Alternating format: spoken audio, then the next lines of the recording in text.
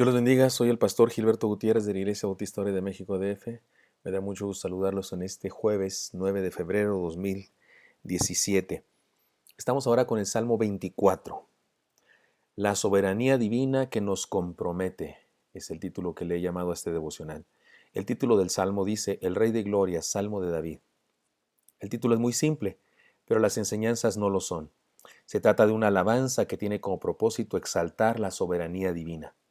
Es muy seguro que se entonaba antifonalmente, es decir, un solista o un grupo cantaba una parte y otro grupo o un solista contestaba las preguntas que se hacen en el Salmo, porque el Salmo tiene algunas preguntas.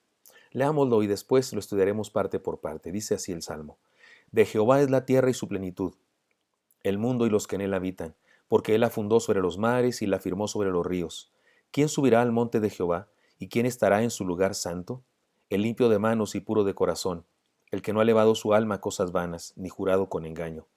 Él recibirá bendición de Jehová y justicia del Dios de salvación. Tal es la generación de los que le buscan, de los que buscan tu rostro, oh Dios, de Jacob.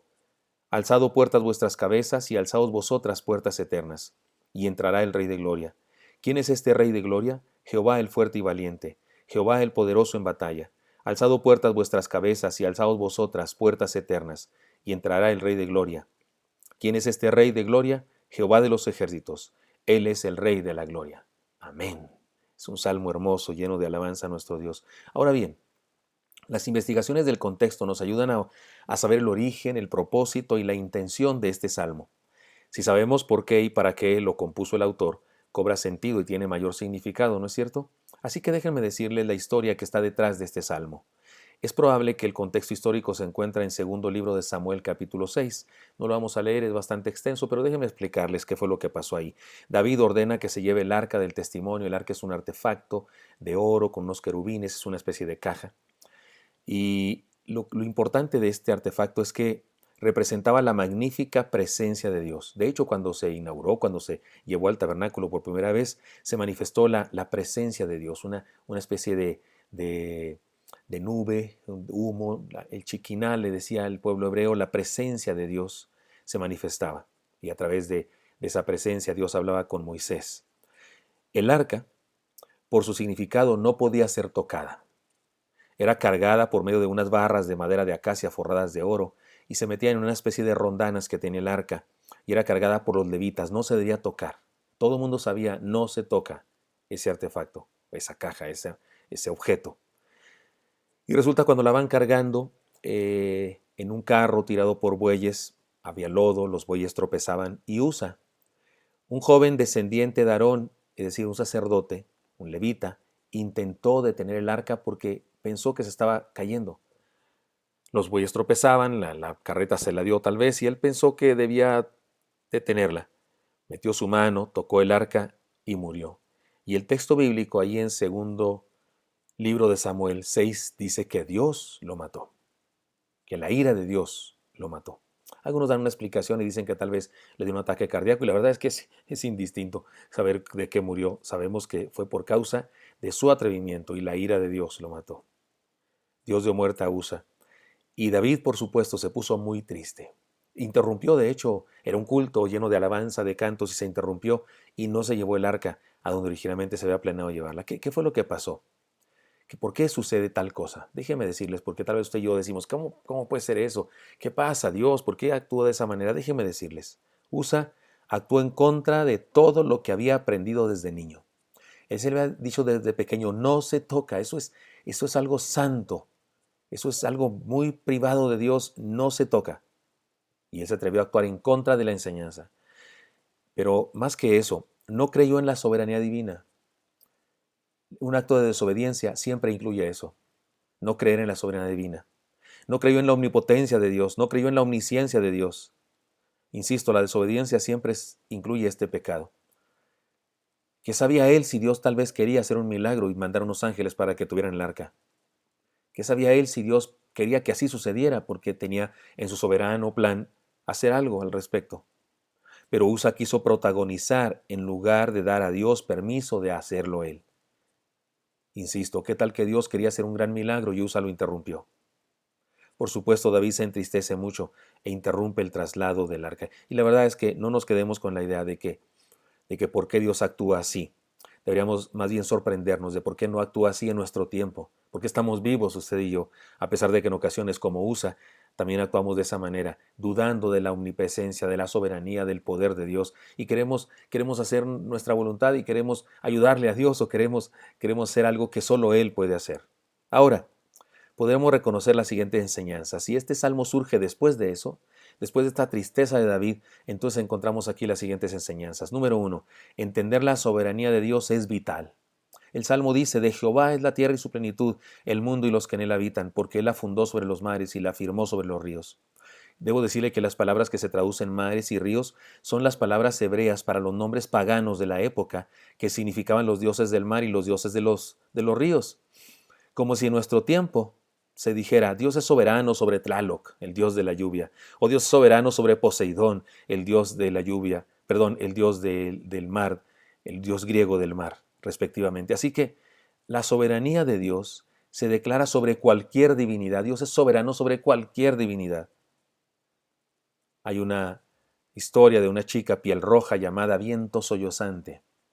Ella tenía al viento como su dios favorito, y en medio de un tiempo de depresión, le fue dada una Biblia y ella descubrió en el Nuevo Testamento que había un Dios que podía decirle al mar, calla, y el mar se callaba. Es decir, leyó el Evangelio de Jesucristo y descubrió que Jesús había silenciado a la tormenta y al viento que azotaba la barca de sus discípulos, y entonces ella quiso conocer a ese Dios más poderoso que su Dios favorito. Se convirtió y su vida fue transformada. De suicida pasó a ser una discípula feliz. Es decir, entender la soberanía de Dios es vital, es importante. En segundo lugar, entender la soberanía de Dios nos compromete a la santidad. David era sincero y se reconocía pecador. Siempre fue sincero, como cuando escribió el Salmo 51, en donde descubre su corazón y confiesa su pecado de adulterio y de asesinato. En este salmo se reconoce indigno de estar en la presencia de Dios. Lo leeremos más adelante y lo estudiaremos otro día. Ahora leamos el versículo 3 de este Salmo 24. ¿Quién subirá al monte de Jehová? ¿Y quién estará en su lugar santo? Preguntas que hacen referencia seguramente al incidente del arca, a la muerte de Usa, y reconoce David el peligro de tomar con poca seriedad la presencia de Dios. Por eso dice David, ¿quién puede estar en la presencia de Dios? Y él se reconoce que él no puede. Y reconoce las demandas de la fe, limpio de manos, santidad de acción, y puro de corazón, santidad de pensamientos. El que no ha elevado su alma a cosas vanas, santidad de actitud ante la vida, que no se dispone a lo vano, ni jurado con engaño, santidad de trato, no hace trampa, es bueno. Él recibirá bendición de Jehová y justicia del Dios de salvación. Tal es la generación de los que le buscan, de los que buscan tu rostro, oh Dios de Jacob. Santidad de fe, santidad integral. Reconocer la soberanía de Dios es un llamamiento a nuestra santidad. Reconocer quién es Él nos hace anhelar ser mejores. Es bueno hacer un alto en el camino y pensar en nuestro estilo de vida. ¿Qué tan sincero soy en mi fe, mi obediencia a Dios? Por supuesto que la santidad incluye estar exentos de inmoralidad sexual. Regularmente pensamos en eso, pero no habla solo de eso. El Salmo habla de una santidad integral, nos habla de no chismear, de tener pasión por buscarle, de ser sinceros, de ser parte de una generación que le busca, de ir al templo, de hablar con Él todos los días. Ahora bien, si pensamos en la pureza de nuestras manos y mente, solo en términos de buenas obras, estamos perdidos. Nadie es suficientemente bueno como para ser digno de estar en la presencia de Dios. Pero la conclusión de David es de los que buscan tu rostro. Así que habla de la disposición para estar cerca de Dios. Él se encarga de limpiarnos y de dignificarnos. Todo lo que tenemos que hacer es buscarle, aceptarle, dejarle transformar nuestra vida. Pero eso no lo podemos hacer si no reconocemos su soberanía. Y cuando reconocemos que Él es soberano, experimentamos un llamado a ser mejores, a ser buenos, a buscarle y a dejarle que nos transforme. Reconozcamos su soberanía y seamos santos. Y en tercer lugar, entender la soberanía de Dios nos compromete a recibirle en nuestra vida. Alzado puertas vuestras cabezas y alzaos vosotras puertas eternas, y entrará el Rey de Gloria. ¿Quién es este Rey de Gloria? Jehová el fuerte y valiente, Jehová el poderoso en batalla. Alzado puertas vuestras cabezas y alzaos vosotras puertas eternas, y entrará el Rey de Gloria. ¿Quién es este Rey de Gloria? Jehová de los ejércitos. Él es el Rey de la Gloria. Seguramente hablaba de las puertas de la ciudad donde llevaría el arca, pero metafóricamente también se refiere a las puertas de nuestra vida, las puertas de nuestra mente, de nuestro corazón, de nuestra voluntad, de nuestra vida integralmente. Tiene que ver con dejarle entrar y ser parte de nuestra familia, dejarle ser parte de nuestra dinámica de vida, ser parte de nuestro trabajo, de nuestras diversiones, es decir, tiene que ver con dejarle ser parte de nuestra cotidianeidad. David está conmocionado por lo que pasó en su intento por llevar el arca a la ciudad, y ahora entiende que no importa dónde ponga el arca, Dios es dueño de todo cuanto existe, y lo importante es dejarle entrar. Y se pregunta, ¿quién puede estar delante de Dios? Y reconoce que solo alguien que de verdad le busca y le obedece, es digno. Nos recuerda Apocalipsis 3:20. He aquí yo estoy a la puerta y llamo, si alguno oye mi voz y abre la puerta, entraré a él y cenaré con él y él conmigo. Hay que tener deseos de buscarle. Nos recuerda a Moisés, quien después de haber hablado con Dios, su rostro resplandecía y el pueblo temía, y le pedía a Moisés que se cubriera el rostro porque no podía soportar el brillo que desprendía por haber estado con Dios.